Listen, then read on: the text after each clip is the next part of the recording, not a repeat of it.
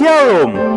Anda sedang bergabung di dalam podcast Awali Bersama Tuhan dari Gereja Kristen Kalam Kudus Merauke. Kami berharap podcast ini akan menjadi berkat bagi Anda dalam mengawali hari ini. Selamat mendengarkan. Tuhan Yesus memberkati.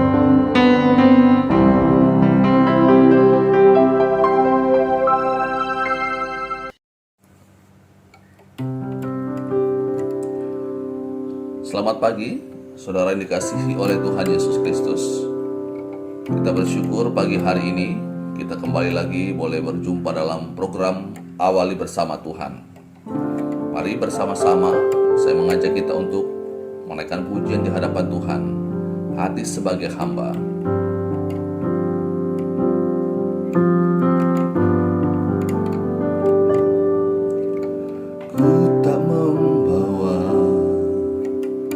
Apapun juga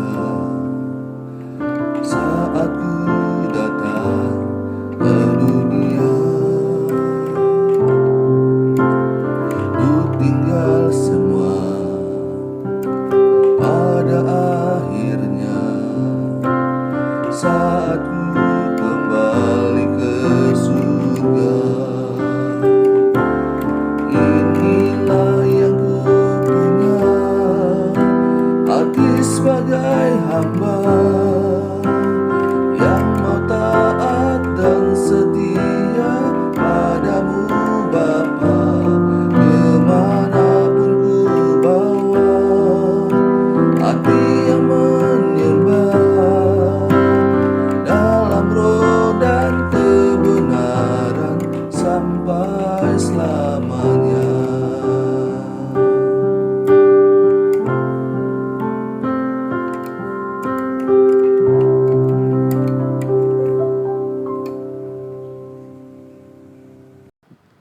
Pembacaan firman Tuhan pada pagi hari ini terdapat di dalam Injil Lukas pasal 17 ayat 11 sampai ayat yang ke-19.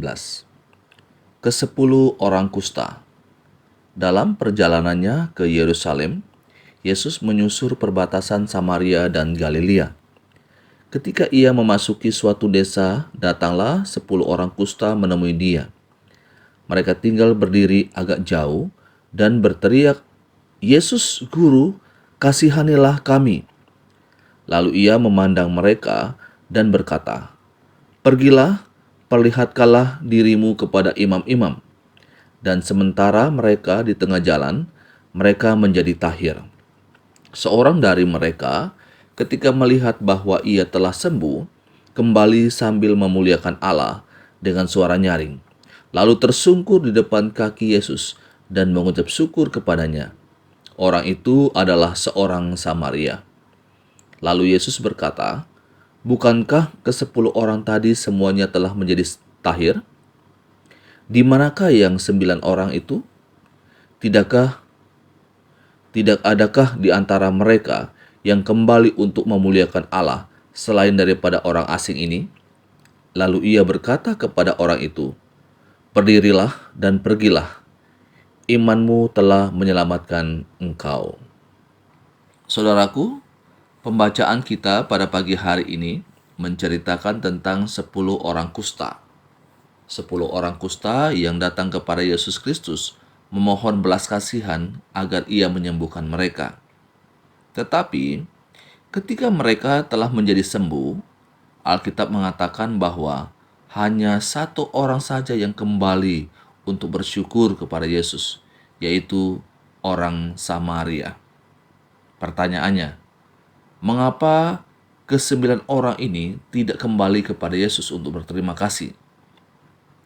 Mungkin saja karena mereka berpikir bahwa sudah seharusnya Yesus menyembuhkan mereka. Apalagi Yesus adalah orang Yahudi. Mungkin mereka berpikir bahwa sudah menjadi kewajiban bagi Yesus untuk menolong mereka. Justru, kalau Yesus tidak menolong mereka, ini sesuatu yang tidak wajar. Saudaraku, bukankah banyak orang berpikir seperti ini tentang Allah?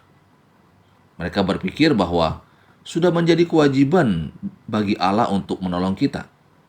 Sudah menjadi kewajiban bagi Allah untuk menolong dan memberikan kesehatan. Sudah menjadi kewajiban bagi Allah untuk memberikan berkat-berkat-Nya. Sudah menjadi kewajiban bagi Allah untuk memberkati pekerjaan dan lain sebagainya. Saudaraku, cara berpikir seperti inilah yang membuat kita sulit untuk mengucap syukur kepada Allah. Karena berpikir bahwa sudah menjadi kewajiban bagi Allah untuk memberkati dan menolong kita. Padahal sesungguhnya Allah tidak punya kewajiban apa-apa untuk memberikan berkat kepada kita. Kalaupun kemudian Allah memberikan berkat-Nya, melimpahkan banyak berkat kepada kita, kesehatan dan lain sebagainya, itu bukan kewajiban Tuhan bagi kita, tetapi anugerah Allah bagi saya dan saudara. Bapak Ibu Saudara yang dikasihi oleh Tuhan Yesus Kristus, kita belajar dari bagian firman Tuhan ini. Orang Samaria, ia kembali kepada Yesus. Mengapa? Karena ia sadar bahwa ia telah disembuhkan oleh Yesus Kristus.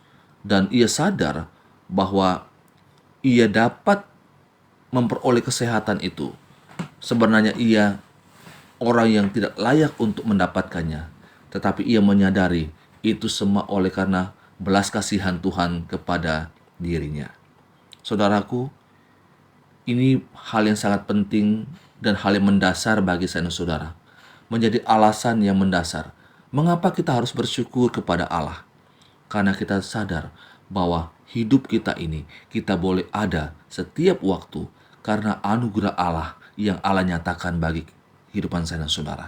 Kalau kita menyadari bahwa segala sesuatu yang kita boleh nikmati, segala sesuatu yang kita boleh jalani hanya oleh karena anugerah Allah, maka kita akan hidup dengan penuh rasa syukur atas segala berkat-berkat yang Tuhan limpahkan bagi kita.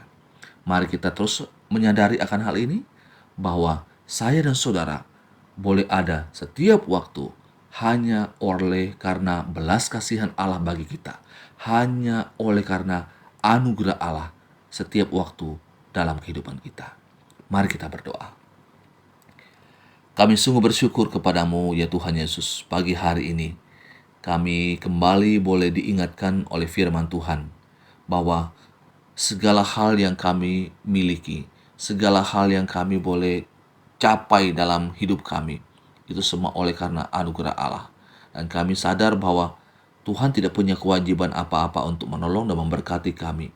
Tetapi kalaupun Tuhan memberkati kami, kalaupun Tuhan memberikan banyak hal-hal yang baik bagi kami, itu bukan oleh karena kebaikan kami, tetapi semata-mata oleh karena anugerah Tuhan.